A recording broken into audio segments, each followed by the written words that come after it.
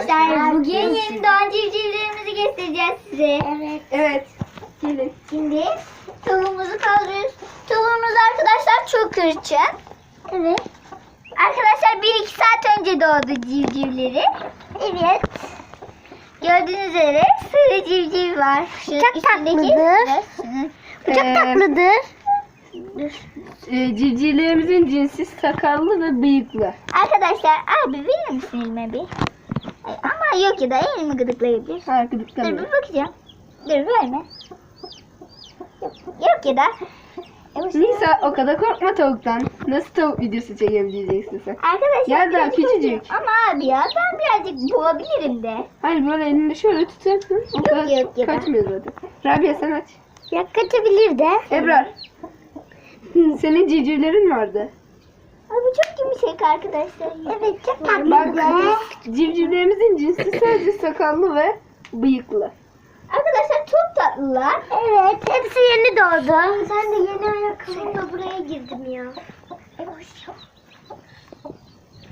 Yani de böyle var. Arkadaşlar böyle bir tane siyahımız var. Kardeşler arkadaşlar. Çok tatlı. Siyahımız sakalsız. Evet arkadaşlar çok da tatlılar. Evet çok tatlı. Arkadaşlar tavuk hala yumuşacık.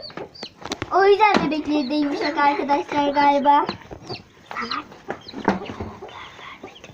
Arkadaşlar bunun tüyleri hala birbirine yapışık. Bir tanesini aldım.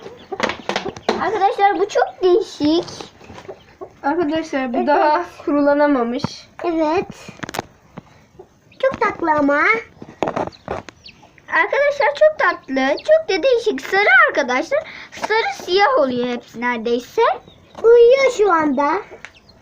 Abi bunun gözleri niye değişik? Daha tam bir şey olmamış ya. Yeni doğmuş bu. En son doğanlar olduğu için kurumamış. Şurada bir tane daha en son doğan var. Şu. Bu. Evet. Evet arkadaşlar bu da biraz daha Bu da değişik. sarı siyah.